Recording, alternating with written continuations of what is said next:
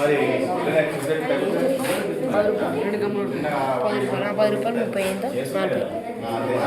చేసినాయి కదా.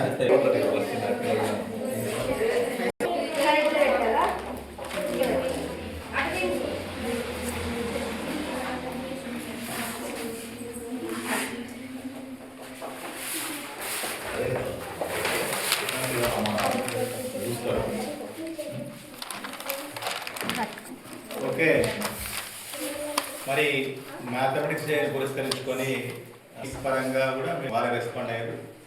ఇదే ఇంకా కూడా దానికి వెంబడే రెస్పాండ్ అయ్యి మీరు సిద్ధంగా ఉండాలని. మీరు చేస్తే గీస్తే సైన్స్లో చేసేట్టున్నారు అంతేనా? అది కూడా ఒకటో రెండో అంటే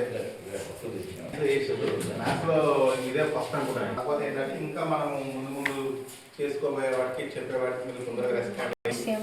గణిత దినోత్సవ శుభాకాంక్షలు. రెండవ భాగం క్విజ్ అని చెప్పుకున్నాం. చాలా ఉత్సాహంగా పార్టిసిపేట్ అయ్యి చేసుకొచ్చిన చాలా సంతోషం. ఎందుకంటే అప్పుడు ముందు ఇన్స్పిరేషన్ ఉండాలి. కాబట్టి మీకు కొంత నాలెడ్జ్ వస్తుంది, మీతో పాటు మీ ఫ్రెండ్స్ కూడా షేర్ చేయగలుగుతాం. సంబంధించినటువంటి ఏదో ఎంతో కొంత మీరు వర్క్ చేసుకుంటారు కోసం యూట్యూబ్లో చూసి ఎక్కడ వేసుకోవడం కొంతమందికి ఆలోచన కూడా కొంత వస్తుంది.